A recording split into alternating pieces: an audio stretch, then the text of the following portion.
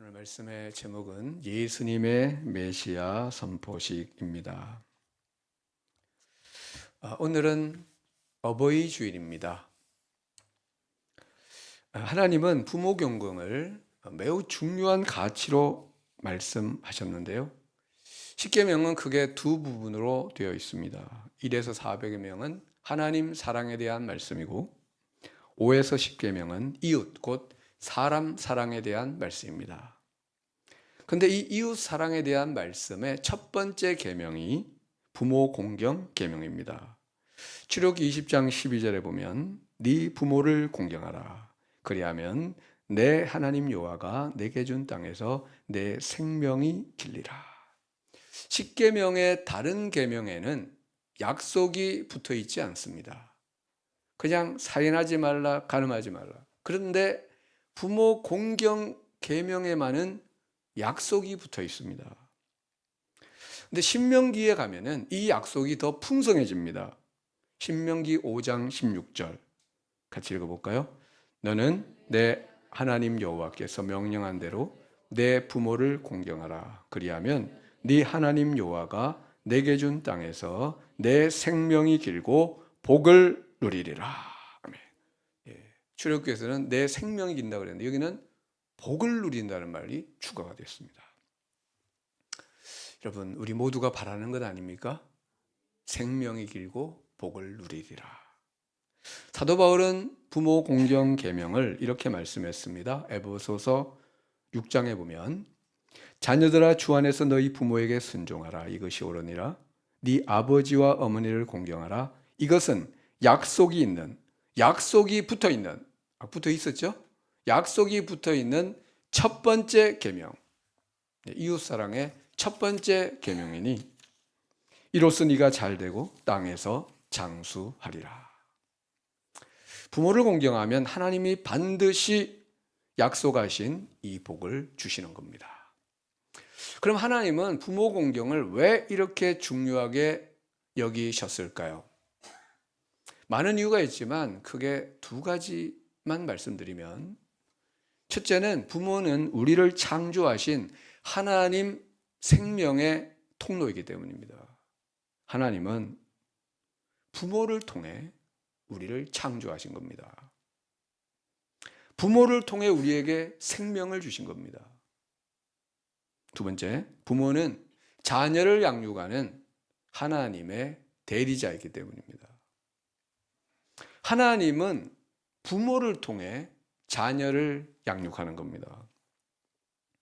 그러니까 부모는 자녀에 대한 하나님의 특수 임무를 맡은 분들인데요. 그래서 부모를 공경하는 것은 곧 하나님을 경외하는 것과 같은 겁니다. 그래서 하나님은 부모를 공경하는 자에게 엄청난 복을 내려주십니다. 여러분, 땅에서 잘되고 장수하기를 원하십니까? 그렇다면 부모를 공경하십시오.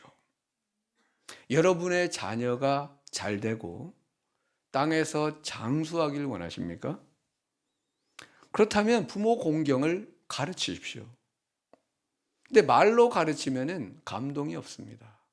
삶으로 가르쳐야 됩니다. 그래서 부모 공경의 복이 가득한 여러분의 가정이 되시기를 축복합니다. 13절의 말씀 보면요, 마귀가 모든 시험을 다한 후에 얼마 동안 떠나니라. 여기 얼마 동안이라고 했습니다. 한정된 어느 시점 동안. 예수님에 대한 사탄의 도전과 시험이 그때 끝난 게 아니고 이후에도 계속되었다는 뜻입니다. 어떻게 계속되었습니까? 광야 시험 이후 사탄은 대적자들을 동원하여 사람들이 예수님을 믿지 못하도록 방해했고, 때마다 예수님을 죽이려고 여러 차례 시도했으며 가룟 유다에게 들어가 예수님을 팔게 했고, 대제사장들과 바리새인들을 선동하여 예수님을 십자가에 못 박으라고 소리 지르게 했으며, 마지막 십자가 위에서는 무리의 입을 통하여 예수님에게 네가 만일 하나님의 아들이라면 예. 광야에서 그렇게 시험했죠. 네가 만일 하나님의 아들이라면 여기서 뛰어내리라고 그랬죠. 십자가에서 뭐라고 했습니까? 네가 만일 하나님의 아들이라면 십자가에서 내려오라. 저가 다른 사람은 구원하였으되 자기는 구원할 수 없도다. 이렇게 조롱하면서 시험을 했습니다. 그러니까 마귀는 예수님 공생의 시작부터 십자가 죽음의 마지막 순간까지 예수님을 시험했습니다. 유혹했습니다. 그래서 하나님 구원 역사를 실패로 돌아가게 하려고 했던 것이죠. 여러분, 마귀가 예수님을 이렇게 시험했다면 우리이겠습니까? 마귀는 우는 사자와 같이 날마다 삼킬 자를 찾고 있습니다. 지금 찾고 있어요. 누구를 찾길까? 네. 여러분, 우리가 할 일이 뭡니까? 우리의 싸움은 혈과 육, 사람에 대한 것이 아님을 알고 하늘에 있는 악의 영들을 상대한다는 걸 알고 항상 깨어 기도해야 되는 겁니다. 그리고 하나님의 말씀으로 부정하여 마귀를 대적해야 합니다. 오늘 말씀 14절, 15절 말씀을 보면요. 예수께서 성령의 능력으로 갈릴리 고향 땅으로 돌아가시니 그 소문이 사방에 퍼졌고 친히 여러 회당에서 가르치심에 뭇사람에게 칭송을 받으시더라. 주님이 갈릴리에서 사역을 막 시작하실 때 분위기가 어땠습니까? 분위기가 상당히 좋았습니다. 사람들이 열렬히 환영했고 주님을 칭송했습니다. 그런데 그런 분위기가 그리 오래 가지는 않았습니다. 주님이 어느 날 고향 마을 나사렛에 가셨고 안식일에 늘 하시던 대로 회당 예배에 참석하셔서 성경을 읽으려고 강단에, 제가 이렇게 서 있지 않습니까? 이 강단에 서셨습니다. 그리고 선지자 이사야의 글을 건네받아서, 요즘은 책으로 되어 있지만 그때는 두루마리로 되어 있었습니다. 이사야서 두루마기를 건네받아서 이렇게 기록된 곳을 찾으셨습니다. 이사야 61장 1절과 2절인데요. 이 말씀은 장차 오실 메시아에 대한 말씀이었습니다. 누가복음 4장 18, 19절 우리 한 번 더 읽어보겠습니다. 주의 성령이 내게 임하셨으니 이는 가난한 자에게 복음을 전하게 하시려고 내게 기름을 부으시고 나를 보내사 포로된 자에게 자유를, 눈먼 자에게 다시 보게 함을 전파하며 눌린 자를 자유롭게 하고 주의 은혜를 전파하게 하려 하심이라 하였더라. 아멘. 여기 보면은 내게 기름을 부으시고라고 있는데 이 기름을 부으시고는 히브리어 마샤흐입니다. 여기서 메시아가 나왔는데 기름 부음 받은 자라는 뜻이고 이것을 헬라어로 번역한 것이 그리스도입니다. 뜻은 똑같습니다. 기름 부음 받은 자.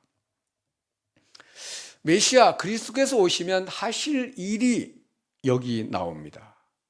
첫째 할 일은 뭡니까? 가난한 자에게 복음을 전하시고 좋은 소식을 전하시고, 두 번째는 포로된 자, 죄와 마귀의 포로된 자에게 자유를 주시고, 그리고 눈먼 자에게, 영적으로 눈먼 자에게 다시 보게 함을 전파하시고, 눌린 자, 세상 근심, 죽음과 마귀의 눌린 자를 자유롭게 하신다. 그런데 여러분, 사람들이 왜 포로가 되었습니까? 왜 눈이 멀었습니까? 왜 눌림을 당하고 있습니까? 그 이유는 모두 우리의 죄 때문입니다. 우리의 죄 때문에. 근데 예수님이 자기 피로 우리 죄를 대신 담당하시고 주님을 믿는 모든 자에게 자유와 해방 그리고 다시 보게 함을 선물로 주시는데, 그래서 이것이 복음이며 이것이 좋은 소식인 겁니다. 근데 이 좋은 소식은 누구에게 전해지며 누가 받을 수가 있습니까? 예, 가난한 자들. 다시 말하면 심령이 가난한 자들. 그래서 하나님의 은혜를 사모한 자들이 이 소식을 받을 수가 있는 겁니다. 마태복음 5장 3절에 심령이 가난한 자는 복이 있나니 천국이 그들의 것이며. 여러분, 복 중에 최고의 복은 심령이 가난한 복입니다. 이게 최고의 복입니다. 왜냐하면 그들이 천국을 얻기 때문입니다. 심령이 가난하지 않으면요, 천국을 못 얻습니다.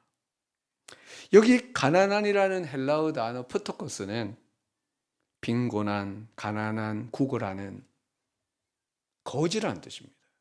거지.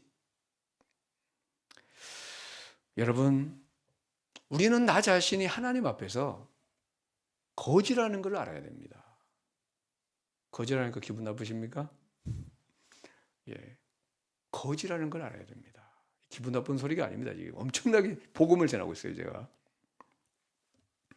거지가 무엇입니까? 자기 힘으로는 단 하루도 살 수 없는 사람입니다. 매일 누군가로부터 먹을 것을 얻어야 살 수가 있는데, 사실 우리는 하나님 앞에서 다 영적 거지와 같습니다. 내 힘, 내 수단으로는 단 하루도, 아니 단 1초도 살 수가 없는 겁니다. 시편 123편 2절 같이 읽어보겠습니다.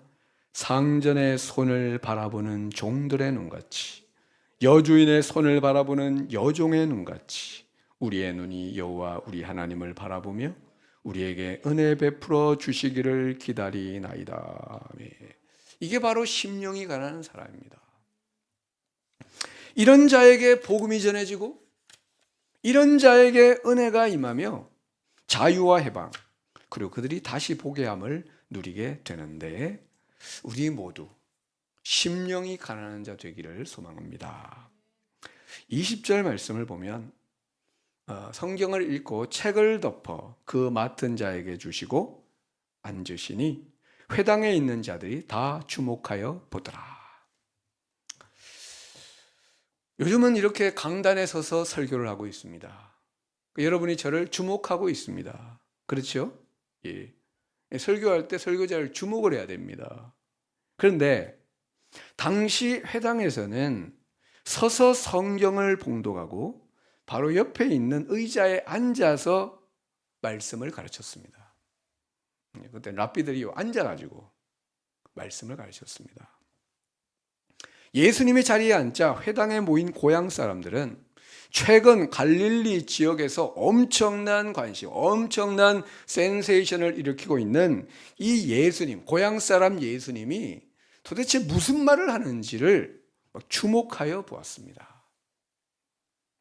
그때 예수님이 아주 엄청난 말씀을 하셨습니다. 누가복음 4장 21절 세 번역으로 같이 읽어보겠습니다. 예수께서 그들에게 말씀하셨다. 이 성경 말씀이 너희가 듣는 가운데서 오늘 이루어졌다. 아멘. 예수님이 읽은 이사야 61장 말씀은 장차 오실 메시아에 대한 말씀이라고 했습니다. 그런데 이 말씀이 오늘 이 자리에서 이루어졌다. 무슨 말입니까? 예수님이 고향 나사렛 회당에서 자신이 하나님이 보내신 메시아라는 것을 선포했다는 뜻입니다. 그러니까 오늘 설교 제목이 뭡니까? 예수님의 메시아 선포식.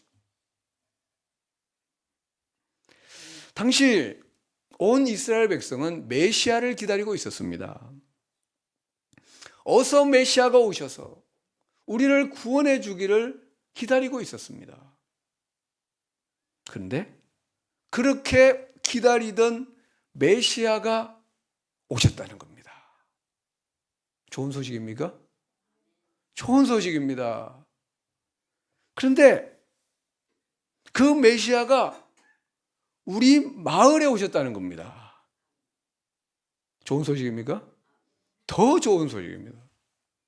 그런데 그 메시아가 우리 고향 사람이라는 겁니다. 막 더더더 좋은 소식입니다. 엄청 좋은 소식이죠. 그래서 처음에는 고향 사람들이 다 좋아했습니다. 다 좋아했습니다. 누가복음 4장 22절에 보면 그들이 다 그를 증언하고 그 입으로 나오는 바 은혜로운 말을 놀랍게 여기로되 이 사람이 요셉의 아들이 아니냐. 여기 증언하고라는 단어는 호의적으로 말하다, 칭찬하다, 감탄하다는 뜻입니다. 그 입으로부터 나오는 그 은혜로운 말씀으로 모두 예수님을 칭찬하고 그 말씀에 감탄하면서 아, 이분이 메시아가 맞는가 보다 이렇게 생각을 했던 겁니다. 그런데 마음 한쪽에서 다른 생각이 들어왔습니다. 마귀가 준 생각일 겁니다. 무슨 생각입니까? 이 사람이 요셉의 아들이 아니냐. 내가 네 부모를 알고 네 어릴 적을 아는데 네가 무슨 메시아라는 것이냐. 이런 생각이 싹 들어왔습니다. 그들은 하나님의 말씀, 예수님의 입에서 나오는 은혜로운 말씀은 다 잊어버리고 그들에게 밀려오는 온갖 인간적인 생각을 붙잡았습니다. 그 예수님을 인정을 안 했습니다. 아니, 인정하고 싶지 않았습니다. 왜냐하면 그들 마음속에 시기와 질투와 교만이 가득했기 때문입니다.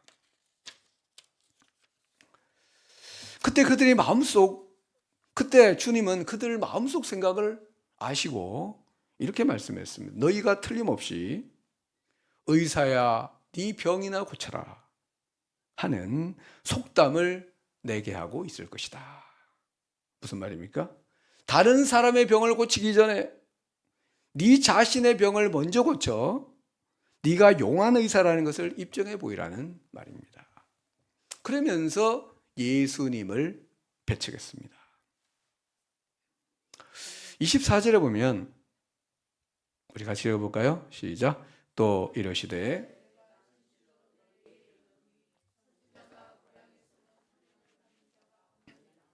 아멘. 여러분, 선지자가 고향에서는 왜 환영을 받지 못할까요? 다른 데서는 환영받는데 왜 고향에서는? 고향 사람들이 인정을 안 하는 겁니다. 아니, 인정하고 싶지 않은 겁니다. 왜요? 너무 잘 알기 때문에. 너나 나나 똑같은데, 아니 나보다 못한 줄 알았는데 갑자기 어느 날 선지자라고 나타나니까 인정하고 싶지 않은 겁니다. 요즘은 선지자라는 직책은 없습니다.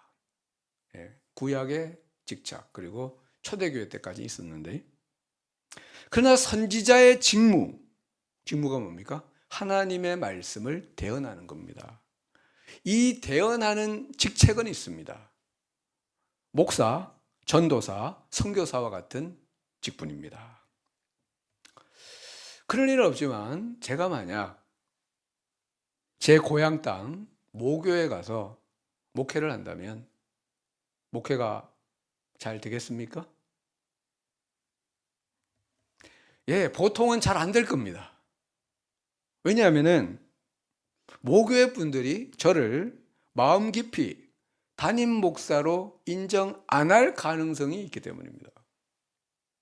그런데 제가 하나님의 마음을 품고 그 교인들이 하나님의 마음을 품는다면 목회가 잘 될 겁니다.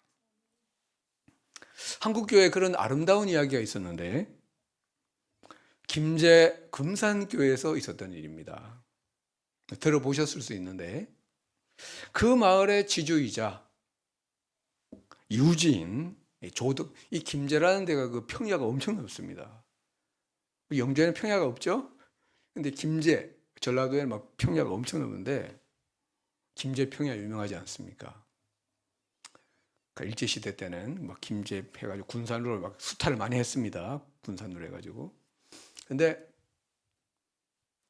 그 땅 엄청 많이 가진 이런 유지였습니다. 근데 이 조덕삼이 테이트 선교사의 전도를 받아 예수를 믿고 자기 집 사랑채를 내주어서 그곳에서 금산교회가 시작되었습니다. 그런데 이 조덕삼에게는 15살 연하인 머슴이 하나 있었는데, 머슴. 이 사람은 고아 출신입니다. 원래는 금산 김제 사람이 아니고 저 섬 사람인데 먹고 살 게 없어서 김제에 왔다가 이 집 머슴이 됐습니다. 이자익이라는 청년입니다. 근데 이 주인과 함께 예수님을 믿고 같은 날 세례를 받았습니다. 근데 몇 년 후에 그 교회에 장로 피택 선거가 있었는데 이 후보가 둘이었어요. 누가 됐겠습니까? 주인이 됐겠습니까? 머슴이 됐겠습니까?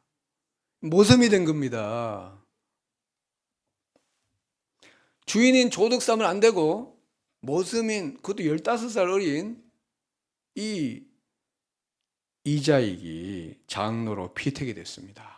여러분, 교회가 큰일입니까? 큰일 아닙니까? 큰일입니다. 교회가 시험 들기에 딱 좋은 상황이 된 겁니다. 그때 이 조덕삼이 딱 앞에 나와가지고 하나님의 뜻으로 받아들이고 이렇게 말했습니다. 우리 금산교회 고인들은 참으로 훌륭한 일을 해냈습니다. 저희 집에 일하고 있는 이자익 영수는, 영수라는 건 지금 없는 직책인데 옛날에 미조직 교회에 임시로 이렇게 교회를 담당하는 그런 직분이었습니다. 이자익 영수는 저보다 신앙의 열의가 대단합니다. 참으로 감사합니다. 나는 하나님의 뜻을 겸허히 받아들여 이자익 장로를 잘 받들고 더욱 교회에서 잘 섬기겠습니다. 이렇게 말했습니다. 그리고 이제 교회는 부흥을 했고, 그리고 1908년 4월에 한옥 예배당을 헌당하게 됩니다. 우리 그 예배당 사진이 있는데, 저기 예배당인데요. 지금 우리나라에 유일하게 남아있는 기역자 예배당입니다. 물론 지금은 저기 예배드리는 게 아니고 바로 옆에 금산교회 건물이 있습니다. 현대식 건물이. 거기서 예배드리는데 남아 있습니다.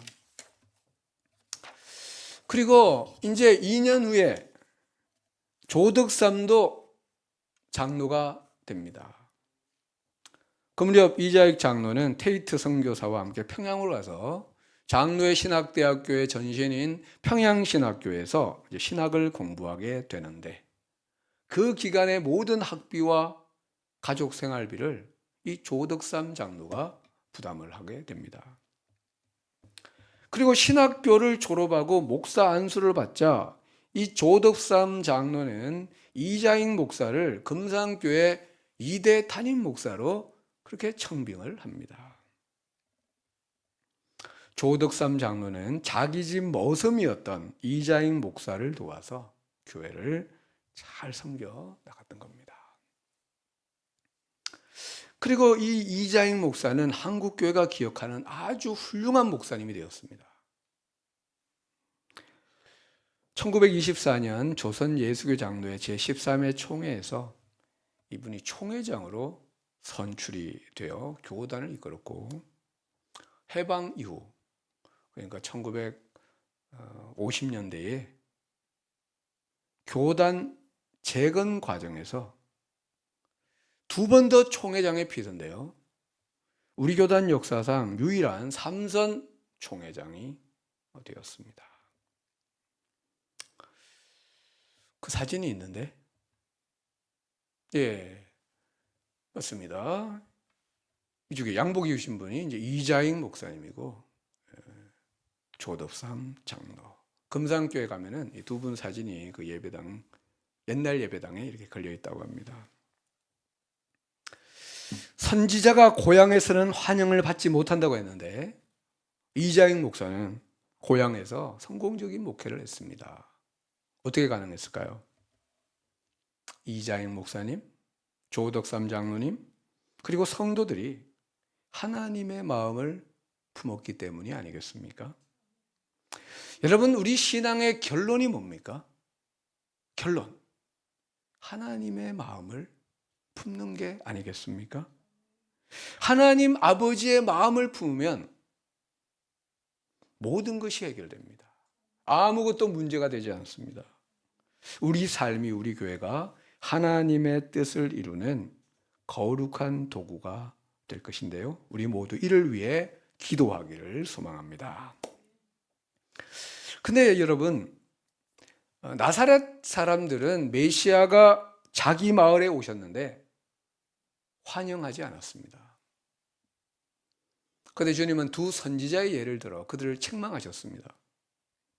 먼저 엘리야의 예를 드셨는데, 엘리야 시대에 하늘이 3년 6개월 동안 닫히어 온 땅에 큰 흉년이 들었을 때 이스라엘에 많은 과부가 있었는데 엘리야는 그중 한 사람에게도 보냄을 받지 아니하고 저 시돈 땅에 있는 사렙다의 한 과부 이방인에게 보냄을 받았으며, 이스라엘에 있는 과부 아무한테도 안 가고 이방인에게 보냄을 받았으며,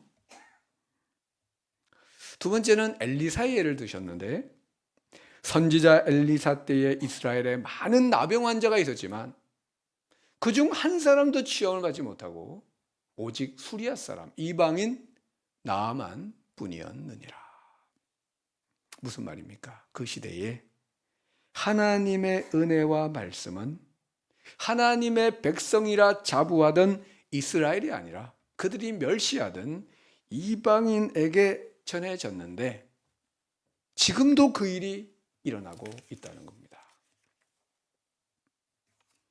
당시 유대인들은 자신들이 하나님의 은혜를 독점하고 있다고 생각했습니다. 근데 주님은 하나님의 은혜가 이방인에게 전해졌고 너희는 하나님의 은혜에서 제외되었다고 했습니다. 여러분, 왜 제외되었습니까? 하나님이 제외시킨 게 아닙니다. 그들 스스로 그들의 교만과 시기와 질투심이 자신을 은혜에서 제외시킨 겁니다. 사실 예수님은 유대인이고 유대 땅에 오셨습니다.